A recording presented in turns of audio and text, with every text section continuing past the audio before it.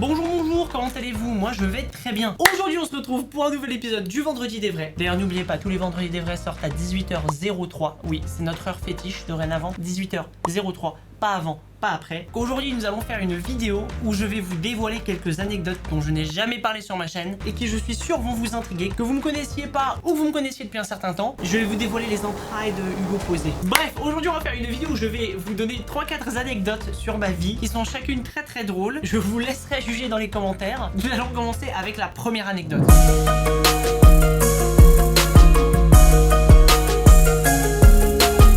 Cette première histoire, c'est l'histoire du jour où j'ai été le plus proche de toute ma vie de mourir. Je vous pose le contexte. Concrètement, j'étais en Corée du Sud et j'étais en Corée du Sud avec un pote. On a passé à peu près une semaine et demie là-bas et le dernier jour que l'on avait en Corée, à Séoul, on avait tout un programme et à 14h, on avait prévu d'aller au Bukhansan National Park. C'est un énorme parc dans Séoul. Cette forêt-là a un peu l'aspect des forêts japonaises, vous savez, là où il y a des fantômes, des trucs comme ça. Ça fait flipper. Et le problème, c'est qu'on avait pris un petit peu de retard dans notre journée. Ça arrive, tu es en vacances tranquillement. Et finalement on s'est retrouvé à aller au parc à 18h. Et en Corée du Sud à 18h, la nuit commence à tomber. Je vais pouvoir vous illustrer ça en images parce que...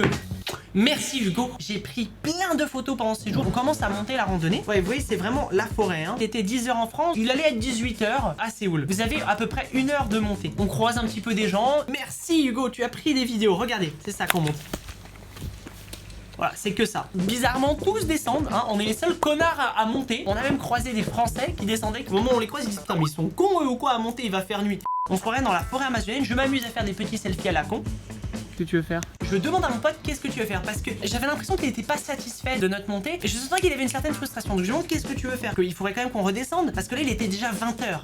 Putain, j'aurais jamais dû écouter ça. Pourquoi est-ce que mon pote me dit il vient avec moi? On est arrivé tout en haut, mais il y avait encore plus loin, juste ici là. Vous voyez, c'est des escaliers là, cette longue colonne qui vous mène vraiment tout au fond du panorama et je le suis et regardez où est-ce que j'aboutis sur une vue magnifique. Regardez cette photo, c'est génial. Et on se dit bon, il commence quand même à faire un petit peu nuit, hein, faut pas déconner. Pour descendre, fallait faire le sens inverse de tout ce qu'on avait fait jusqu'à maintenant. Et c'est là où, mec, j'ai eu un pic d'adrénaline. Pourquoi? Cette forêt est réputée pour avoir la nuit des loups et parfois des ours. Donc on commence à redescendre. C'est pas les forêts en France où la nuit t'as des poteaux lumineux avec une route en goudron. Ah, c'est trop facile ça. Là c'est des trucs où parfois t'as 3 chemins, faut prier pour que tu prennes le bon. Perfect. Là c'est un moment où on est dans la descente et vous avez à peu près tous les 500 mètres des panneaux avec des numéros d'urgence. Ça vous dit vous êtes à combien de mètres de la sortie. Donc là on était assez proche, il nous restait plus de 380 mètres. Il y a à peu près tous les 200 mètres des panneaux de marqués attention aux ours, attention aux loups. Et je vous jure, à un moment, on descend.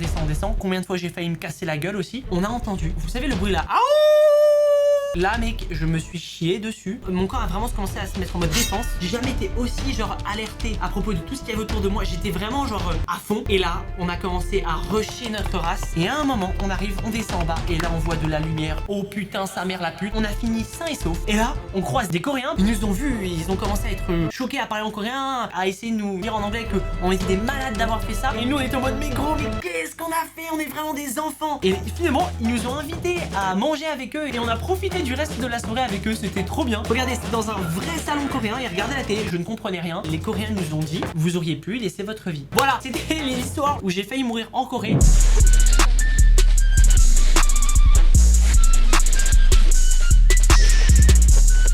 Ok, maintenant on passe à la seconde histoire que j'ai à vous raconter. Cette histoire est scolaire. Alors, tout ceci commence à... Oui, je me suis planté. Sinon c'est un prank, c'est un couteau qui a un trou et ça te permet de faire croire à tes potes que tu t'es coupé le bras.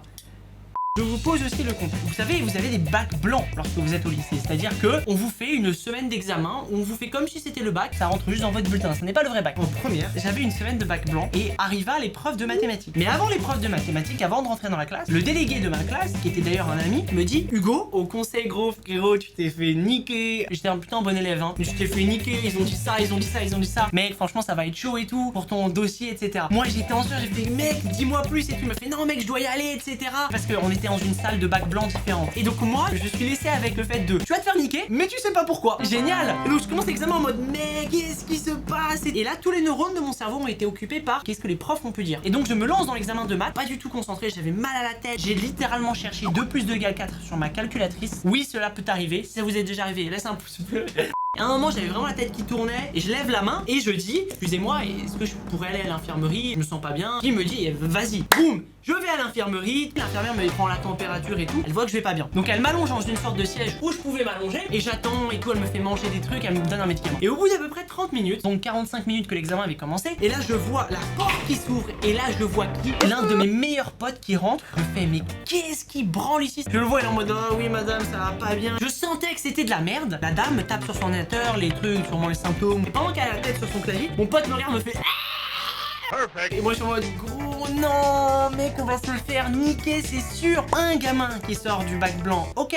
Deux gamins qui sortent du bac blanc et les profs savent qu'ils sont potes, c'est suspect. Alors qu'il y avait rien de suspect, du moins pas pour moi. Mais c'est pas fini, attendez, c'est de la merde cette histoire sinon, attends. Moi ensuite quand avec ma mère je lui demande qu'est-ce que t'as branlé, pourquoi est-ce que t'es là? Il me fait gros mec, le truc de maths mec, j'ai parlé javanais mec, je n'ai rien compris. J'ai vu, t'as été malin Hugo, me l'a fait pas à l'envers, je sais que t'es parti parce que le truc a été trop dur, j'avoue j'ai fait la même. Je fais connard, je me sentais vraiment pas bien. Et là je raconte l'histoire. Il fait ah ouais merde, ok bon tant pis, t'inquiète ça passe. Moi je vais le lendemain, je vais voir la professeure de maths, je lui dis voilà hier j'étais là, elle m'a fait écoute il y aura marqué absent sur ton relevé note et c'est pas grave ça arrive. Et mon pote aussi. Et finalement lorsqu'à peu près une semaine plus tard la professeure a rendu l'examen, elle a quand même rendu la note de mon pote. Et mon pote a réussi à avoir 12. Pas la meilleure note du monde, mais c'est quand même une note. Donc lui il arrive à avoir 12 mec, franchement il me fait gros, je les ai niqués et je me suis mis bien. J'ai un mec bravo franchement bah tant mieux pour toi écoute nickel. Et moi le lendemain ma professeure principale me drop comme ça en classe tranquillement à la fin d'un cours. Hugo d'ailleurs à midi il va falloir que tu ailles après que tu aies mangé refaire le DST dans lequel tu t'étais absenté. Je fais pardon parce que là moi on m'annonce le jour même que je dois repasser un contrôle qui est fat hein. C'était tout ce qu'on avait vu depuis le début de l'année. Je fais madame attendez je comprends pas. Elle me fait oh arrête hein, je te connais. Quel je me connais, c'est moi il me connaît. Tu passeras, tu vas voir la prof de maths, elle va te donner le DST et tu le repasseras dans le bureau de je sais plus qui.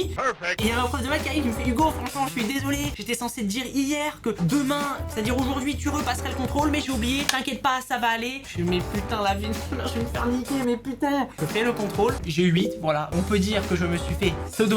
Et attendez, c'est pas fini. Moi je vais voir la prof principale parce qu'elle m'avait dit, elle voulait savoir où est-ce que j'en étais vis-à-vis de ce contrôle que j'ai refait. Je lui ai dit écoutez on m'a prévenu le jour même, ça n'a pas été facile. Mais je lui ai dit parce que vous savez j'étais malade pendant le contrôle, j'ai pas esquivé parce qu'elle pensait que j'avais esquivé. Ce que je vais vous dire c'est très important. Visualisez-vous que quand je discutais avec ma prof principale on était debout, face à face. Derrière elle il y avait la porte d'entrée de la salle de classe où on était. Cette porte d'entrée était ouverte et moi je pouvais voir cette porte d'entrée. Elle y était de dos. Devant la porte d'entrée il y avait mon pote et pendant que moi je lui expliquais madame je n'ai pas essayé de vous la mettre à l'envers, j'étais vraiment pas bien. Elle me raconte Hugo, ne me dis pas n'importe quoi, ta prof de maths de l'année dernière m'a dit que tu faisais déjà ça. Je vous jure sur tout ce que j'ai de plus précieux que je n'ai jamais fait ça. Je ne sais pas où elle est partie sortir cette info. Et là mes potes ont eu la pire idée du monde. Ces bâtards, voilà ce qu'ils ont fait. Ils font ça. Et là je commence à me taper une barre devant la prof. C'est la prof qui me fait écoute Hugo, faudra que j'aille voir, je vais aller me renseigner. Je fais vous savez ce qu'a dit la prof? Elle fait voilà j'en étais sûr, c'est tout le temps la même chose avec toi. Alors que putain mec moi j'étais sérieux. Je me suis pris un 8 et en plus de ça une mauvaise appréciation. Merci les amis. Qu'est-ce que vous pouvez en tirer de cette histoire? Entourez-vous des bonnes personnes, révisez vos contrôles de maths et n'ayez pas ma prof.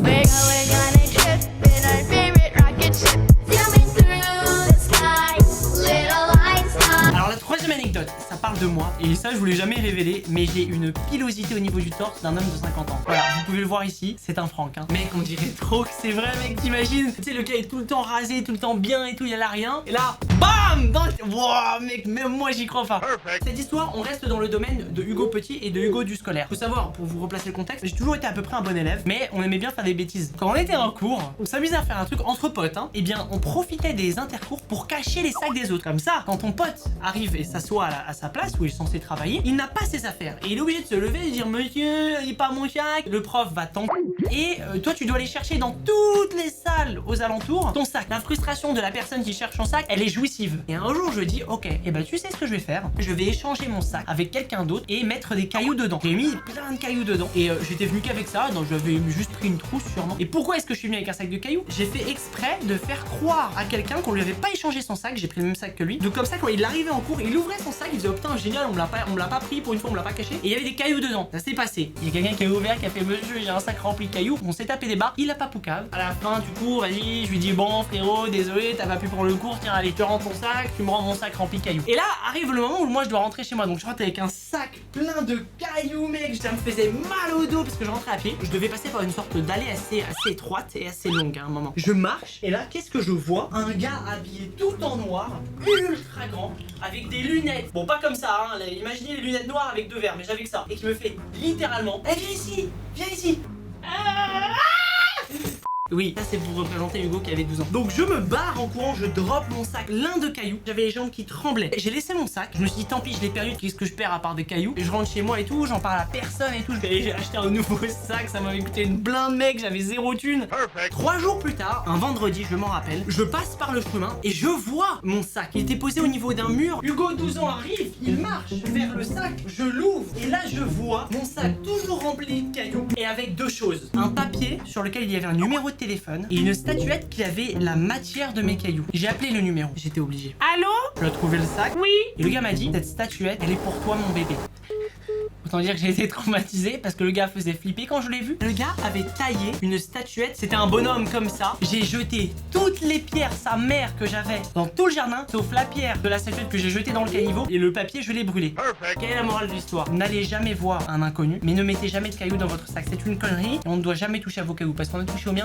Ça m'a touché le cœur. Oups, je l'ai touché dans le cœur. Bon, nous en aurons fini avec cette vidéo. Mais ne partez pas tout de suite. Je vous ai planqué. Il va y avoir un aspect un petit peu interactif avec cette vidéo. C'est-à-dire que sur les 3 anecdotes que je vous ai racontées, il y en a une qui est fausse. Saurez-vous deviner quelle anecdote est fausse? Attention, les apparences sont trompeuses. Peut-être que l'anecdote qui paraît la plus vraie est finalement la plus fausse. En tout cas, on va faire un jeu. Je vous invite à écrire dans les commentaires quelle est l'anecdote que vous pensez qui est fausse. Et moi, je ferai une seconde vidéo où je vous révélerai quelle était l'anecdote fausse et je vous en raconterai d'autres parce que j'ai des trucs à abuser avec des images que je peux vous montrer. Et si chaque personne qui écrit un commentaire pour trouver quelle anecdote est fausse pouvait laisser un like sur cette vidéo, ça serait génialissime. Donc n'hésitez pas à aimer la vidéo si elle vous a plu. Pourquoi pas vraiment faire un 2e épisode. Bon, j'ai adoré le format. N'oubliez pas de vous abonner à la chaîne pour être au courant dès que je sortirai une nouvelle vidéo. Vous cliquez sur le bouton rouge. N'hésitez pas à partager cette vidéo avec vos potes. N'oubliez pas vendredi des vrais prochain à 18h03. En tout cas, nous on se retrouve à la prochaine et bye bye. Do it like this.